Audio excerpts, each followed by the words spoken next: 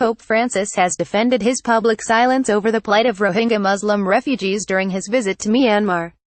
He urged respect for each ethnicity and its identity during a speech in the Southeast Asian country, but stopped short of making specific reference to what the UN has labeled a textbook campaign of ethnic cleansing, with more than 620,000 Rohingya having fled Myanmar's Rakhine state amid a military crackdown in recent months. The pontiff waited until he was in Bangladesh on Friday before even mentioning the persecuted Muslims by name. However, he told reporters aboard the papal plane on Saturday that he was confident his message had been heard during private meetings with Myanmar's leader Aung San Suu Kyi and military chief Min Aung Hlaing. Explained the Rohingya refugee crisis video full special report Rohingya refugee crisis. He said it's true I didn't have the pleasure of slamming the door in their face publicly with a denunciation.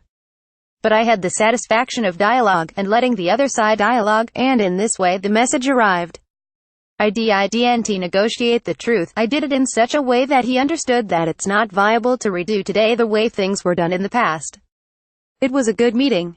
Civilized. And even there, the message arrived. Following talks with the Pope, Ms. Suu Kyi referred to the Rohingya crisis as the situation in the Rakhine state which had captured the attention of the world.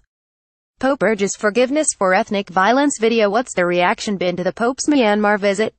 She has received international condemnation for a failure to speak out over Asia's worst refugee crisis in decades, but the pontiff appeared to have sympathy for her position, as the Nobel Peace Prize winner has no power over the generals her government shares power with. As it undergoes a political transition following decades of military dictatorship, the Pope said it was possible that Myanmar would make 2 steps forward, 1 step back as it progressed. The possibilities have to be viewed through this optic, he added, of the country, formerly known as Burma.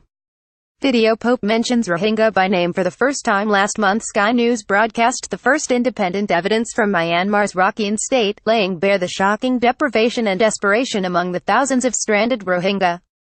Some of those who managed to make it to Bangladesh were able to meet the Pope in Dhaka during his Friday visit, during which he shed a tear as he heard their stories and pronounced their name publicly for the first time.